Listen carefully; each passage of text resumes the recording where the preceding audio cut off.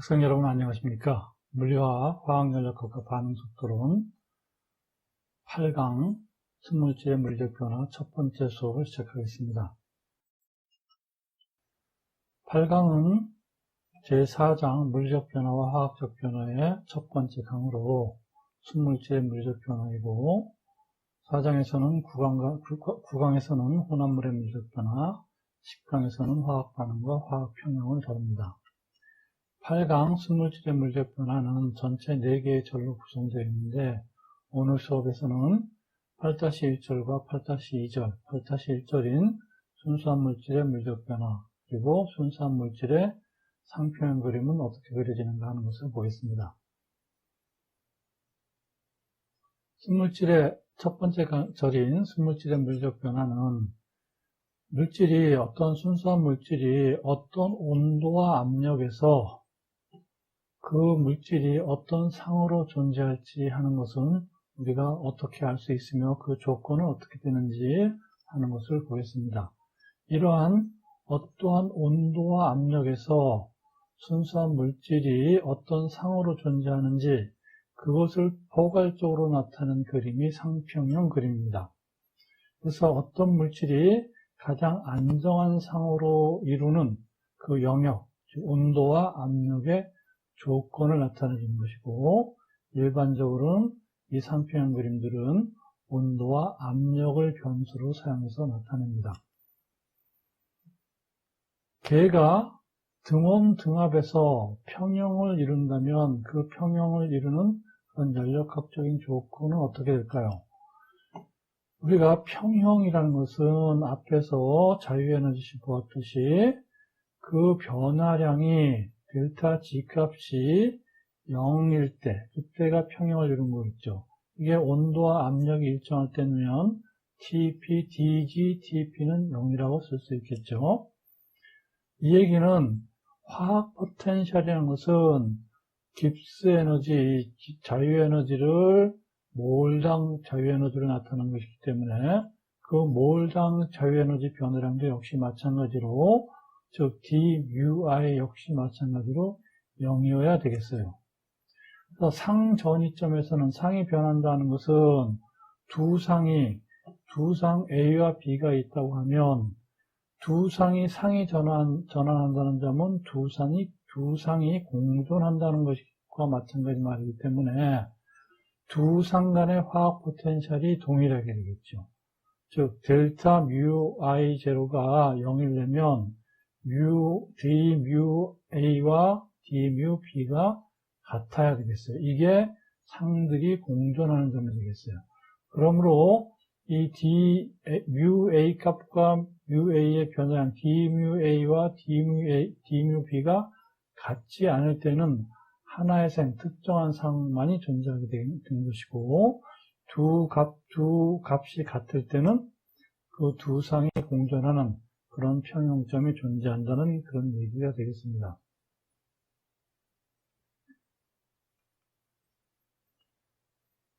그러므로 상은 압력과 온도에 따라서 그 상이 변화하게 되는데 그 상의 온도와 압력에 대한 의존 관계를 알아야 우리가 그 상이 어떤 상이 특정 영역에서 그 상만 존재하고 또는 특정 점에서는 두 상이 공존하고 이런 것을 알 수 있겠습니다. 그러면 상 안정도에 대해서 먼저 상 안정도가 온도에 의존하는 것을 보면 낮은 온도에서는 우리 이미 여러분들이 잘 알다시피 온도가 낮으면 고체상이 가장 안정한 상이죠. 이 고체상이 가장 안정하다는 얘기는 이 고체상이 그 낮은 온도에서 가장 작은 뮤를 화학 포텐셜이 가장 작기 때문이라고 말할 수 있습니다. 그리고 점차로 온도가 상승하면 다른 상의 뮤가 더 작아져서 그 상이 가장 안정한 상으로 존재하게 된 것입니다. 그림 8.1을 보겠습니다. 어떤 한 물질이 고체, 액체, 기체상에 대해서 화학 포텐셜의 온도 의존 및 가장 안정한 상이 무엇인지 하는 것을 나타내는 계략도인데 지금 화학 포텐셜과 온도 T를 표시해 보면 온도가 가장 낮을 때는 고체상의 화학 포텐셜이 가장 작기 때문에 고체상으로 존재하는 것이고, 온도를 점차 올려주면 액체상의 화학 포텐셜은 고체상의 화학 포텐셜보다 온도에 따라서 더 급격하게 감소하기 때문에 온도를 올려주면 어떤 지점, 특정 TF와 TB 사이에서는 액체가 고체보다 온도가 화학 포텐셜이 낮아지는 지점이 나타나게 됩니다. 그래서 이 영역에서는 액체 화학 포텐셜이 고체 화학 포텐셜보다 작기 때문에 액체로 존재하게 되는 것이고, 이 고체 화학 포텐셜과 액체 화학 포텐셜이 같아지는 지점, 이 지점의 온도가 바로 어는 점 또는 녹는 점이 되는 것이에요.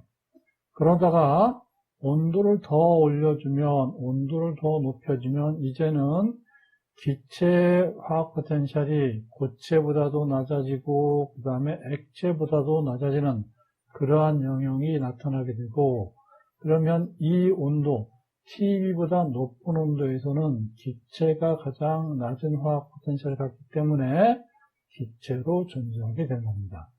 그리고 기체 화학 포텐셜과 액체 화학 포텐셜이 같아지는 이 지점이 바로 기체와 액체가 공존하는 점이고, 이 지점이 끓는 점이 되겠습니다. 압력이 일정할 때, 그럼 일정 압력에서 깁스 에너지의 온도 의존도를 보면 우리 앞에서 압력이 일정할 때 온도 변화에 따른 깁스 에너지 변화량은 그게 뭐였냐면 마이너스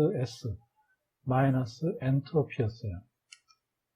그 화학 포텐셜의 온도 의존도는, 화학 포텐셜이라는 것은 요 깁스 에너지를, 몰 깁스 에너지를 사용할 때이니까 라운드 뮤, 라운드 티, 요 뮤라는 것은 몰 깁스 에너지의 다른 말이죠.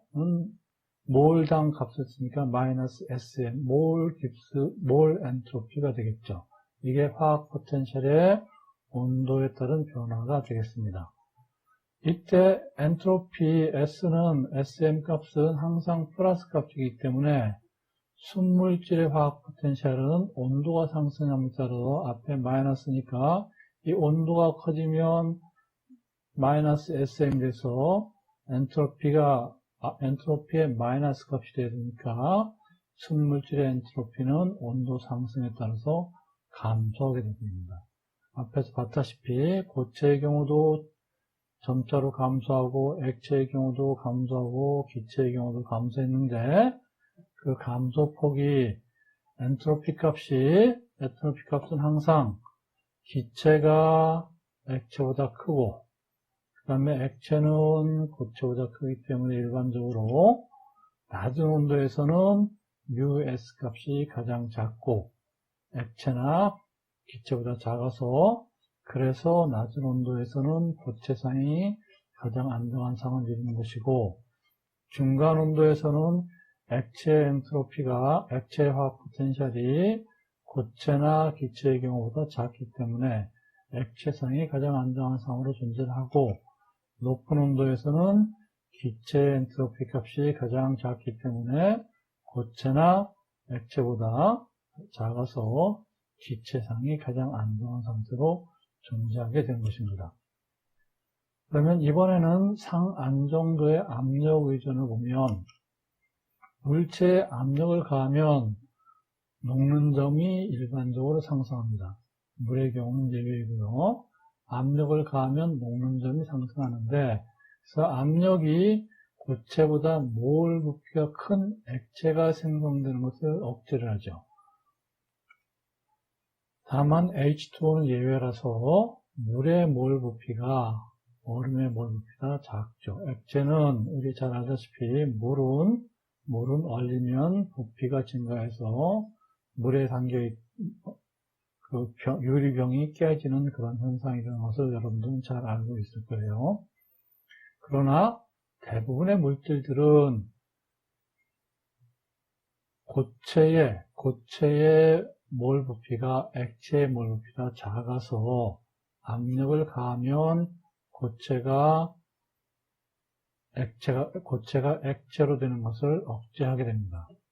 녹는 점에 미치는 압력 효과를 보면 우리 앞에서 또 보았다시피 온도가 일정할 때 압력 변화에 따른 깁스 에너지 변량이 그게 뭐였어요? 부피였죠. 그리고 몰 깁스 에너지인 화학 포텐셜 μ를 사용하면 몰 부피가 되겠죠. 이게 화학 포텐셜의 압력에 따른 변화가 되겠습니다. 그래서 압력에 따른 μ의 변화는 뭐와 똑같다? 그 물질의 몰 부피와 똑같다는 얘기예요. 다만 Vm은 항상 부피는 항상 플러스 값을 가지니까 압력을 증가시키면, 이거를 증가시키면 이게 플러스 값이니까 이것도 커져야 되겠죠. 그래서 압력이 증가하면 μ는 증가하게 됩니다. 대부분의 물질은 액체의 부피가 고체의 부피보다 크기 때문에 압력이 높아지면 액체의 화학 포텐셜 μL이 고체의 화학 포텐셜 μS보다 더 크게 증가하게 됩니다. 두 가지 경우를 다 살펴보면, 즉 화학 포텐셜과 온도와의 관계, 그리고 화학 포텐셜과 온도와의 관계를 보면, 즉 일반적인 물질, 가의 경우는 일반적인 물질들이고 나의 경우는 물의 경우인데, 일반적인 물질들은 이 검정색으로 진한 색으로 되어 있는 것이 낮은 압력일 때이고 연한 색으로 되어 있는 것이 높은 압력일 때인데, 일반적인 물질들은 온도가 증가하면 화학 포텐셜이 증가해서 고체의 경우도 화학 포텐셜이 증가하고 액체의 경우도 화학 포텐셜이 증가합니다. 그래서 일반적인 물질들은 낮은 압력일 때 고체 화학 포텐셜과 액체 화학 포텐셜이 만나는 지점이 이 지점이어서 낮은 압력에서의 TF는 여기였는데, 압력을 증가시키면 고체 화학 포텐셜은 액체 화학 포텐셜 좀 더 적게 증가해서 이와 같이 고체 화학 포텐셜 선 만나는 점과 액체 화학 포텐셜이 만나는 점이 이 지점이 돼가지고 온도를 증가시키면 어느 점도 증가하게 됩니다. 이 지점을 이렇게 증가하게 됩니다. 그러나 H2의 경우는 낮은 압력에서 고체 화학 포텐셜의 증가폭이 액체 화학 포텐셜의 증가폭보다 커서, 낮은 압력에서 고체 화학 포텐셜은 이 지점에서 이렇게 증가했다면, 높은 압력에서 액체 화학 포텐셜은 이 선에서부터 이 선으로 좀 더 작게 증가하게 되기 때문에, 낮은 압력일 때 고체 화학 포텐셜과 액체 화학 포텐셜이 만나는 지점이 이 지점이어서 그게 낮은 압력일 때 TF인데, 압력이 증가하면 이제는 고체 화학 포텐셜과 액체 화학 포텐셜이 여기에서 만나기 때문에 이것을 내리면 온도가 오히려 낮아지게 되죠. 그래서 물의 경우는, H2의 경우는 녹는 점이 내려가게 됩니다. 일반적인 물질들은 압력을 가하면 녹는 점이 올라가는데, 물의 경우는 녹는 점이 내려가게 되겠어요. 녹는 점 또는 어는 점이 내려가게 되겠습니다. 그래서 얼음에 압력을 가하면 얼음이 녹아서 온도가 내려가기 때문에, 어는 점이 내려가기 때문에 온도가 내려가서 오히려 얼음이 물로 변화하는 그러한 현상이 나타나게 되는 겁니다.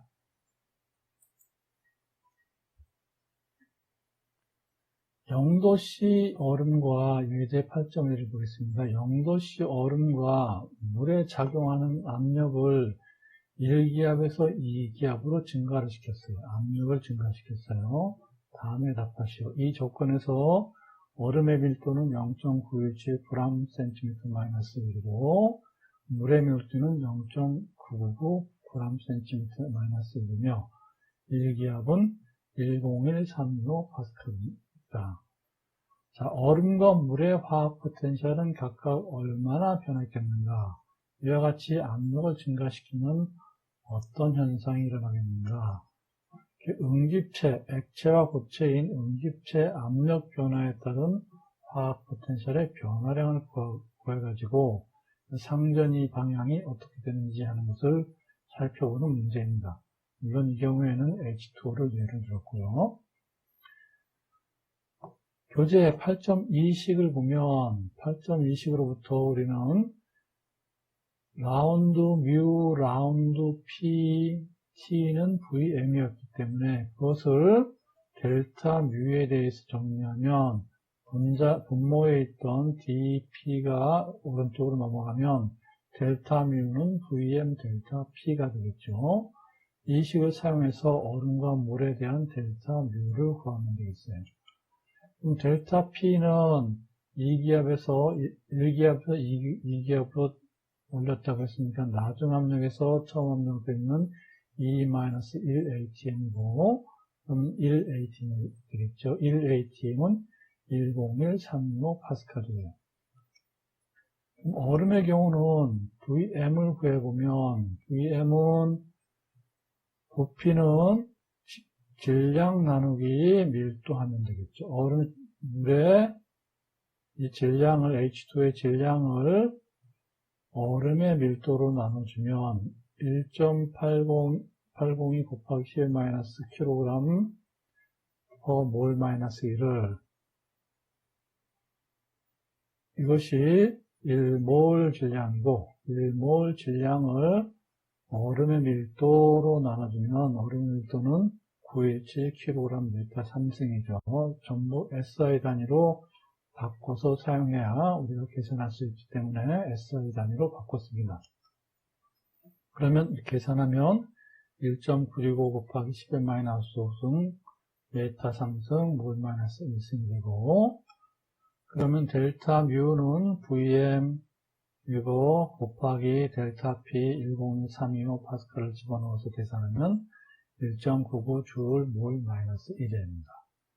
그다음에 물의 경우를 보면 VM은 M 나누기 질량 나누기 물의 밀도 하면 되겠죠. 그러면 질량 1.802 곱하기 10-2승 kg 몰-1이고 물의 밀도는 0.995였으니까 kg 메타 3승으로 하면 999 kg 메타 -3승이 되겠죠.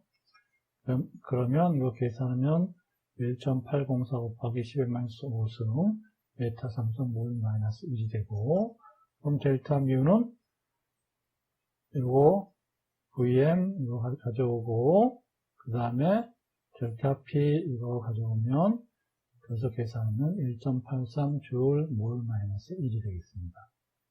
이와 같이 위의 계산 결과에 의하면 압력 증가에서 얼음의 화학 포텐셜이 물의 화학 포텐셜에 비해서 크게 상승을 했죠. 그러므로 1기압에서 얼음과 물이 평형 상태에 있었다면 2기압에서는 얼음이 물로 변화하는 경향이 커져가지고 얼음이 물로 변하는 그러한 상전이가 일어나는 것입니다. 순수한 물질의 그럼 상평형 그림을 보겠습니다. 순수한 물질에 대한 상평형 그림에는 어떤 정보들이 들어있을까요? 상이라고 하는 것은 계 전체에 걸쳐서 화학적인 조성과 물리적인 상태가 균일한 그런 물질, 화학적으로도 조성도 똑같고 그 다음에 물리적인 상태, 기체냐 액체냐 고체냐 하는 그런 물리적인 상태도 균일한 그러한 것을 상이라고 합니다. 그래서 계에 들어있는 성분의 수와 상관없이 물리적인 상태 어디를 떠봐도 어디를 채취해도 계 전체에 걸쳐서 물리적인 상태가 동일하면 그것은 하나의 상입니다. 두 물질이 섞여 있다 하더라도 물리적인 상태가 동일하면, 액체로 동일하다 하면 그거는 하나의 상이다 하는 얘기예요. 무슨 얘기냐면 물에다가 여러분들이 소금을 조금 탔어요. 그래서 잘 휘저어서 그 소금이 다 물에 녹았어. 물에 녹으면 그 소금물에는 Na 플러스 이온과 Cl 마이너스 이온이 있죠. 그리고 그 소금물에는 물 H2O라는 분자도 또 있죠. 비록 소금물에는 3개의 성분이 있지만, 그러나 전체적으로 어디를 채취해도, 바닥을 채취하건 표면을 채취하건 상관없이 소금을 너무 많이 넣어서 밑에 가라앉지만 않았다면 소금 성분과 소금의 Na 플러스 이온과 Cl 마이너스 이온, 그 다음에 H2O 분자가 골고루 퍼져 있죠. 이런 경우에는 하나의 상이다 하는 얘기예요. 성분이 3개지만 물리적 상태는 계 전체에 걸쳐서 동일하기 때문에 하나의 상이다 하는 얘기입니다. 기체만 있는 경우, 기체 N2 기체가 있건 O2 기체가 있건 이런 공기의 경우 전부 다 동일한, 전체적으로 동일하게 퍼져 있기 때문에 그거는 기체의 상은 1입니다. 상의 수 P는 1이고, 강전의 질소용에 금방 얘기했던 소금물과 같은 경우에도 상의 수는 1이고 상의 수 P는 1이고, 합금의 경우, 합금이라는 것은 고체와 고체를 섞어서 전체에 걸쳐서, 고체 전체에 걸쳐서 2가지 이상의 고체가 균일하게 퍼져 있는 것, 그것이 합금이에요. 불균일하게 그냥 섞여 있는 것은 합금이 아니고 균일하게 퍼져 있는 것이 합금이고, 이것도 비록 고체이지만 2가지 이상의 성분 고체가 섞여서 만들어진 그러한 물질이지만 전체적으로 균일하게 퍼져 있기 때문에 그 경우도 상의 수 P는 1입니다.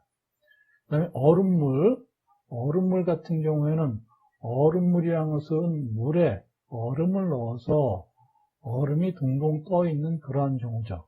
그래서 이거는 얼음도 H2O라는 성분이고 물도 H2O라는 하나의 성분으로 되어 있지만 하나는 액체이고 하나는 고체이기 때문에 이 얼음물의 경우는 상의 수가 2입니다. 이 상의 수는 P가 1인 경우, 상의 수가 1인 경우를 보면 단일 성분 기체이거나 기체 혼합물이거나 기체들의 경우는 전부 P가 1이고, 그 다음에 단일 성분 액체, 하나의 성분만으로 들어있는 액체, 이거 역시 하나의 성분만 들어있으니까 상이 1이고, 그 다음에 하나는 아니더라도 완전히 혼합된 액체 혼합물, 이런 것도 상이 1이 되겠어요.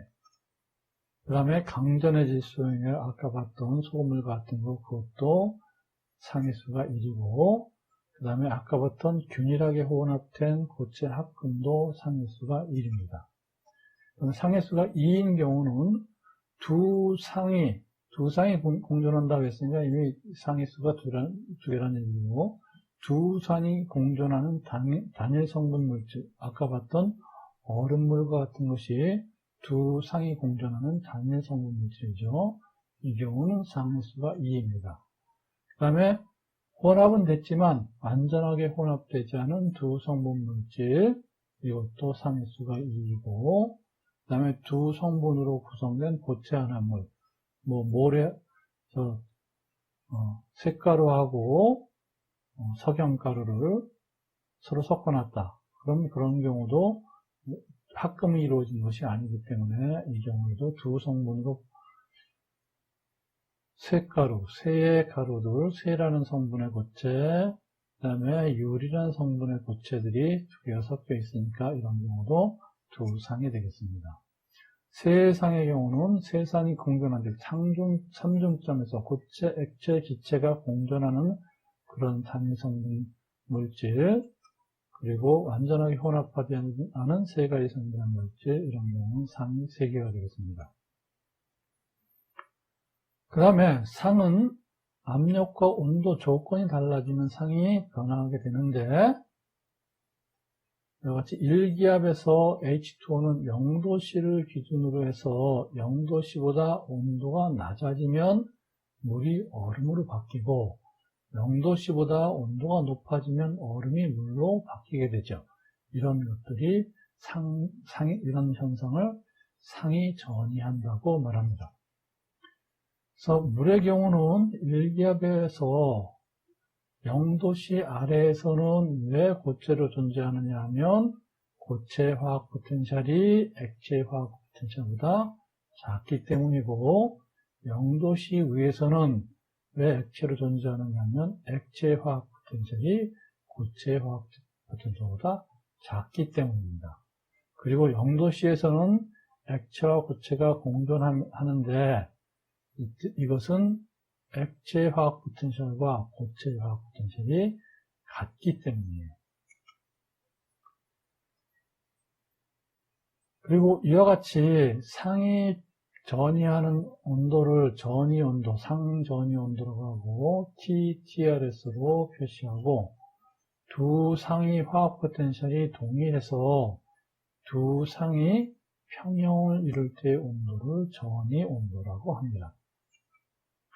끓는 점이라는 것은, 그러므로 끓는 점이라는 것은 우리가 개념적으로 증발하는 기체의 압력이 외부 압력과 일치하는 온도인데, 이때는 왜 끓게 되느냐면 액체의 화학 포텐셜과 기체의 화학 포텐셜이 같기 때문에 그 온도가 바로 끓는 점이 되겠습니다. 그리고 끓는 점은 우리가 1기압일 때 끓는 점과 1바일 때 끓는 점을 구분해서 1기압일 때 끓는 점을 정상 끓는 점이라고 해서 우리가 일반적으로 그걸 끓는 점 TB로 표시하죠. 외부 압력이 1기압일 때 물의 정상 끓는 점은 현재 잘 알고 있는 100도씨이고, 표준 끓는 점, 1바일 때는 항상 우리는 표준이라고 한다고 그랬어요. 1바에서 끓는 점을 표준 끓는 점이라고 하고, 외부 압력이 1바일 때, 그때 표준 끓는 점은 1바는 1기압보다 약간 작은 값이기 때문에 마찬가지로 끓는 점은 99.6도씨가 됩니다. 어는 점 또는 녹는 점은, 어는 점이란 말은 액체에서 고체로 갈 때 개념으로 쓰는 말이고, 녹는 점이란 말은 고체에서 액체로 갈 때의 그런 관점에서 쓰는 것이죠. 똑같이 고체와 액체가 상전이를 하는 거기 때문에 어는 점이나 녹는 점은 같은 온도예요. 그래서 고체상과 액체상이 공존하면서 평형을 이루는 온도가 어는 점 또는 녹는 점이라고 하고, 이때는 고체와 액체가 화학 포텐셜이 같을 때, 그때의 온도가 바로 어는 점 또는 녹는 점이 되겠습니다. 그리고 아까와 마찬가지로 1기압일 때 어는 점은 정상 어는 점이라고 해서 우리가 일반적으로 그것을 TF로 표시하고, 외부 압력이 1기압일 때이고 물의 정상 어는 점은 0도씨이죠. 그리고 표준 어는 점은 외부 압력이 1바일 때 어는 점이 표준 어는 점이고, 요거는 물의 표준 어는 점은 거의 0도에 가깝습니다. 그래서 응집체의 경우는 어는 점과 정상 어는 점과 표준 어는 점의 온도차는 거의 무시할 수 있을 정도로 작습니다. 삼중점은 세 가지 상, 일반적으로 기체, 액체, 고체가 공존하는 점, 물론 기체, 액체가 공존하는 점이 일반적으로 삼중점이라고 하지만 꼭 기체, 액체, 고체만 공존해야 되는 것이 아니라 세 가지 상이 공존하는 점은 무엇이 됐든 삼중점이라고 합니다.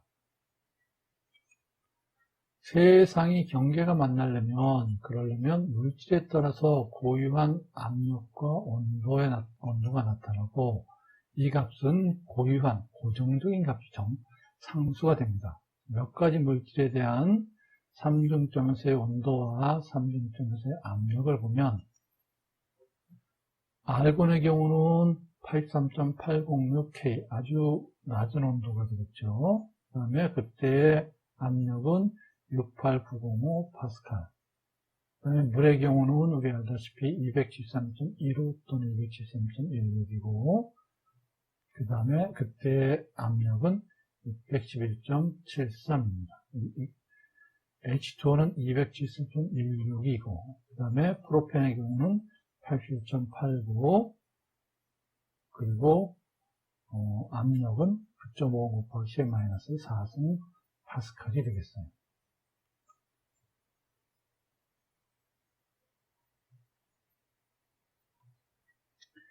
그리고 초임계 유체라고 하는 것이 있는데, 유체라는 것은 흐르는 물체라는 뜻이죠. 그래서 흐를 수 있는 것은 액체와 기체가 되겠어요. 이 초임계 유체는 액체라고 보기도 힘들고 기체라고 보기도 힘든, 액체와 기체 그 중간에 있는 흐르는 물체이긴 한데 액체라고 보기도 힘들고 기체라고 보기도 힘든 그러한 상을 초임계 유체라고 합니다. 액체 밀도와 기체 밀도가 그래서 거의 같아져 가지고 두 상 사이에 경계가 없어진 그러한 유체를 초임계 유체라고 합니다. 이때 온도를 임계 온도 TC라고 하고, 크리티컬 템퍼레이처에서 TC라고 하고, 이 임계 상태에서의 온도를 임계 온도라고 하고, 또 임계 압력, 이 임계 상태에서의 압력을 크리티컬 프레셔에서 PC로 표시하고, 이것을 임계 온도에 도달했을 때 그때의 압력을 임계 압력이라고 합니다. 이러한 초임계 유체는 어떻게 만들어지느냐 하면, 우리가 밀폐된 용기, 아주 단단한 용기에 액체를 넣고 가열을 하면, 온도를 올려주면, 점점 온도를 올려주면 이 액체가 증발하면서 점점 기체의 양은 많아지고 액체의 양은 적어지겠죠. 그래서 이 관이 유리통으로 되어 있다고 하면, 여기는 점점 뿌얘지고 요거는 점점 옅어지는 그런 현상을 볼 수 있어요. 여기에다가 계속 열을 가하면 액체가 계속 증발하다가 어느 순간에 굉장히 뿌얘지면서 액체도 순간적으로 사라지고, 이건 너무 뿌얘서 이게 액체인지 기체인지 구분할 수 없는 그러한 상태가 됩니다. 이러한 상태를 초임계 유체라고 하는 것이에요. 그리고 상은 몇 개의 상 자유도가 얼마나 될 것이냐 하는 것을 나타내주는 것이, 몇 개나 그 상이 어떤 조건들에서 자유로운가 하는 것을 나타내주는 것이 상규칙이라고 하고, 이 상규칙은 깁스가 정의를 해주었는데, 깁스의 상규칙은 F 상자유도는 C-P 플러스 E가 된다는 것이 상규칙이에요. 자, 여기서 F는 개의 자유도이고, 개가 가질 수 있는 변수의 자유도이고, C는 독립성분수이고, P는 상해수예요. 그래서 독립성분수 C는 무조건 성분의 수를 나타내는 것이 아니라 독립적으로 존재할 수 있는 성분의 수이고, 이 독립성분수라는 것은 화학종수에서 그래서 종에서 스피시스에서 화학종수 S에서 둘 사이에 있는 평형관계를 이루고 있으면 평형관계수 R을 뺀 값입니다. 단일 성분계의 자유도는 단일 상이 하나만 있으면 성분의 수도 하나이고 단일 성분이고, 그러면 단일 성분이니까 C는 1이 될 테고, 단일상이니까 P가 1이 되겠죠. 그러면 자유도 F는 1, 1 플러스 2에서 2가 되겠습니다. 그러니까 단일 성분이면서 단일성의 경우는 변수가 두 개가 있을 수 있다는 얘기죠. 즉, 일반적으로 T와 P를 변수로 쓰고, 이 상에서는 온도도 변할 수 있고, 압력도 변하는, 그 두 가지가 다 변하는 조건 내에서도 하나의 상으로 존재할 수 있다 하는 얘기입니다. 두 상의 평형을 이루면, 즉, 상의 수가 2가 되면, 그 지점에서는 성분은 C는 1이고, P는 2니까, F는 C-P에서 1-2 플러스 2가 되니까 전체 수가 1이 되겠죠. 오타가 났네요. 1이 돼서 T 또는 P만이 T 또는 P 둘 중에 하나만 변화시킬 수 있다. 하나는 두 개 다 변수로 갖지 못하고 압력이 일정하면 온도를 변화시킬 수 있고 온도가 일정하면 압력을 변화시킬 수 있다 하는 얘기가 되겠습니다. 그럼 삼중점에서는 P가 3이 되니까 F는 1-3 플러스 2가 돼서 0이 되죠. 그래서 어느 것 하나 온도도 이 지점에서는 온도도 변화시킬 수 없고 그러면 온도가 조금이라도 변화하면 삼중점에서 벗어나고 압력이 조금만 변화해도 삼중점에서 벗어나게 된다 하는 얘기예요. 그래서 모두 상수가 되겠습니다. 예제 8.2를 보겠습니다. 다음 반응에 대한 자유도수를 구하시오. 반응은 CaCO3 고체가 CaO 고체와 CO2 기체가 생성되는 반응이고, 첫 번째 세 상이 모두 평형을 이루고 있을 때, 이와 같이 평형을 이루고 있을 때에 자유도를 구하보라. 그 다음에 CaCO3 고체와 CO2 기체 상이 존재할 때에 자유도를 구해보라 하는 얘기입니다. 상규칙을 이용해서 자유도수를 구하는 문제이고, 이 반응에 관여하는 화학종하고 평형 관계를 보면, 즉 독립성분수를 구해야 되기 때문에 화학종은 CaCO3, CaO 고체, CO2 기체가 있고, 평형관계는 이러한 것이 평형관계가 하나가 있죠. 그러면 독립성분수는 화학종수 마이너스 평형관계수 하니까 화학종수가 3개이고 평형관계가 하나 있으니까 2가 되겠어요. 그리고 첫 번째는 세 상이 모두 평형을 이루고 있으니까 P가 3이고, 그러므로 자유도수는 F는 C-P 플러스 2니까 C 2고 P 3이고 플러스 2 하면 자유도수는 1이 되겠죠. 삼중점에서는 온도 또는 압력 둘 중에 하나만 독립적으로 변화시킬 수 있겠어요. 두 번째, 두 상이 존재하는 경우니까 상의 수는 P니까 2가 되고, 그러면 자유도수는 F는 C-P 플러스 2가 되겠죠. 그러면 2-2 플러스 2에서 자유도수는 2가 되겠습니다. 이 경우에는 자유도수가 2니까 이 두 개의 상을, 현재 존재하는 두 개의 상을 없애지 않으면서도 온도와 P를 모두 다 변화시킬 수 있겠습니다.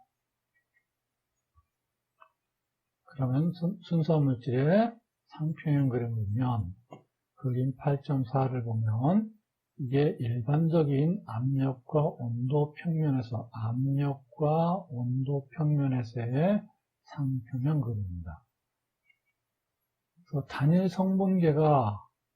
성분계에서 여러 종류의 상이 존재하는 PT 조건을 도시한 것인데, 단일 성분계니까 F 최대값은 2가 되겠습니다. 2차원 그림으로 P와 T 두 개가 다 변수가 됐네요. 그래서 전형적인 상평형 그림의 특징을 보면, 첫 번째로 이 고체와 고체에서 액체로 변하고 액체에서 고체로 변하는 이 경계선이 기울기가 플러스의 기울기를 갖는 것이 전형적인 상평형 그림의 특징입니다. 그리고 이 영역이 고체 영역, 이 영역이 액체 영역, 이 영역이 기체 영역이고, 이 지점이 초임계 유체가 존재하는 그 여기서 이 이상에서는 초임계 유체가 존재하는 거죠. 초임계 유체가 존재하는 임계점이 되겠습니다. 따라서 여기에서는 고체와 액체가 양의 기울기를 갖기 때문에 압력을 증가시키면 이렇게 압력을 올리면 압력이 올라가면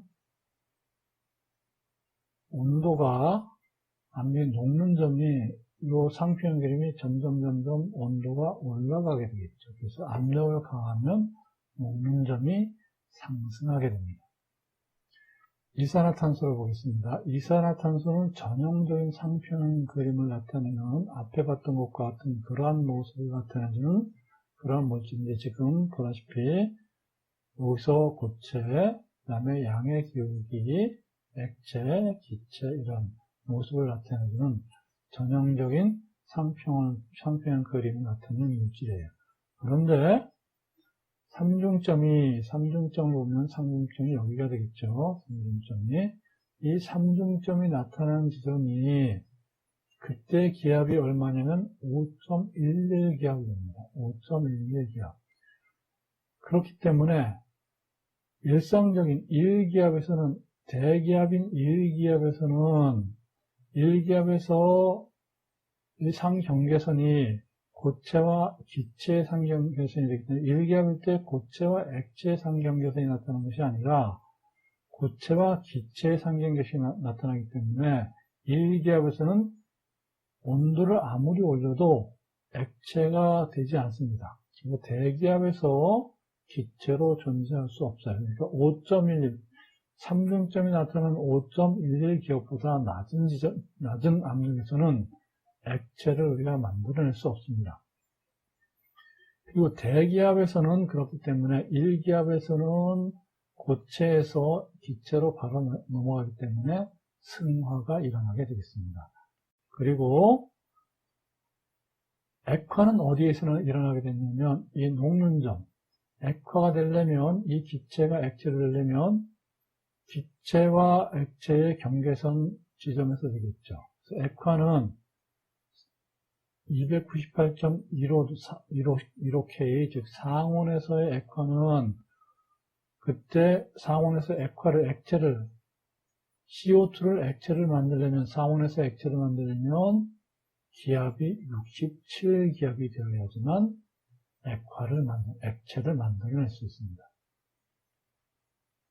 H2로 보겠습니다. H2O는 대단히 복잡한 상표현 그림을 나타내는데 왜 그러냐면 많은 연구가 이루어졌기 때문이기도 하지만 H2O의 경우는 다양한 고체상이 존재합니다. 여기 1, 2, 3, 4, 5 쭉 한 것들이 바로 모든 물의 고체상들의 종류를 나타낸 것이에요.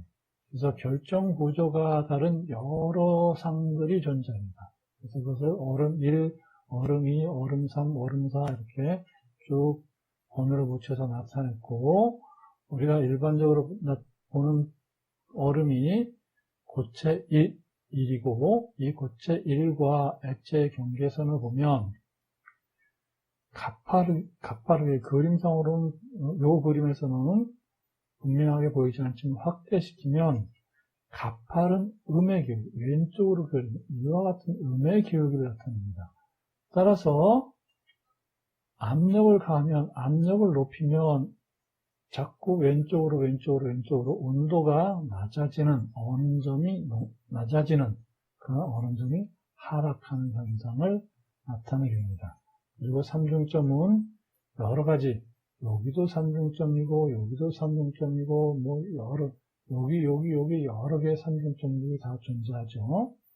이런 여러 개의 삼중점이 존재하고, 일반적인 고체, 액체, 기체의 삼중점은 여기에서 나타내고, 그건 273.14K, 즉 0.06도씨이고, 그때의 압력은 611 파스칼이 되겠습니다. 헬륨의 경우가 되겠습니다. 헬륨은 좀 특별한 거동을 하는 물질인데, 헬륨은 질량이 아주 작은 비활성 기체이죠. 그리고 18조 원수로 분자들 사이에 상호작용이 매우 약합니다. 그래서 온도가 낮은 온도에서 대부분의 물질하고 상당히 다른 거동을 하고 있어요. 여기 보다시피 온도 지금 1K, 2K, 3K, 4K니까 거의 0K에 가까운 매우 낮은 온도이죠. 그 낮은 온도, 지금 3K, 2K까지도 기체 상태로 존재를 하다가 그거보다 더 낮은 온도가 되었을 때 그때서야 액체가 나타나게 됩니다. 그 0K에서 이 액체의 경우도 보면 액체가 나타나고 1바, 10바까지도 0K에 가까운 그런 온도에서도 액체 상태로 존재하고, 고체를 만들려면 10바 이상의 매우 높은 압력을 가해야지만 고체가 생성되는 것을 볼 수 있어요. 그래서 매우 높은 압력을 가하지 않으면 고체상이 형성이 되지 않고, 그 얘기는 온도만을 낮추어서는 일반적인 1기압 정도에서는 고체상하고 기체상이 만나는 그러한 상평형은 이루어지지 않고, 액체상도, 낮은 온도에서 액체상도 두 종류의 액체가 존재합니다. 그래서 지금 3, 4K 정도에서는 액체, 헬륨 1이라는 액체가 존재하고, 그거보다도 더 낮은 온도, 2K보다 더 낮은 온도로 내렸을 때 그때 생성되는 액체는 헬륨 2라는 헬륨 1과는 다른 그런 액체가 존재하게 됩니다. 그래서 헬륨 1은 일반적인 액체처럼 고정하는 그러한 액체이고, 헬륨 2는 초유체라고 해서 거의 점성을 나타내지 않고 흐르는 성질을 가진 그러한 액체입니다. 그리고 액체와 액체 1과 액체 1과 액체 2의 그 경계선은 지금 보다시피 고체에서도 보면 이와 같이 힐한 문자 람다와 같은 그런 모양을 나타내는 그런 경계선을 보이죠. 그래서 이 선을 특별히 람다선이라고 부릅니다. 그러면 지금까지 공부한 내용을 정리해 보겠습니다. 순수한 물질의 물리적 변화는 상평형 그림을 가지고 잘 나타낼 수 있고, 이 상평형 그림이라는 것은 어떤 물질이 가장 안정한 상을 이루는 영역을 나타내는 그림이고, 일반적으로 압력과 온도에 대한 그런 도표로 나타냅니다.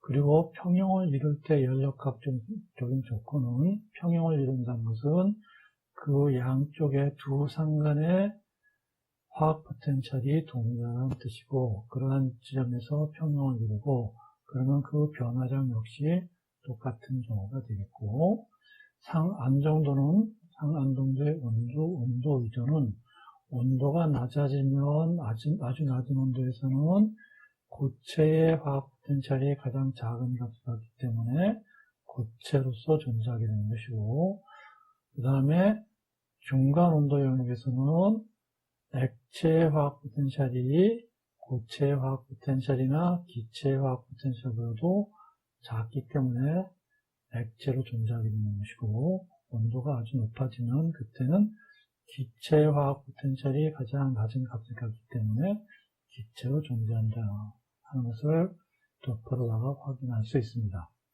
그래서 화학 포텐셜의 온도 의존도를 보면, 화학 포텐셜은 압력이 일정할 때 온도 변화에 따른 화학 포텐셜의 변화량은 마이너스 SM이고, 몰 엔트로피고, 그러므로 낮은 온도에서는 고체의 화학 포텐셜이 액체나 기체보다 작아서 고체상이 가장 안정하고, 중간 온도에서는 액체 화학 포텐셜이 가장 작아서 액체상으로 존재하게 되고, 높은 온도에서는 기체 화학 포텐셜이 가장 작아서 기체상이 가장 안정해서 기체상으로 존재하게 된다.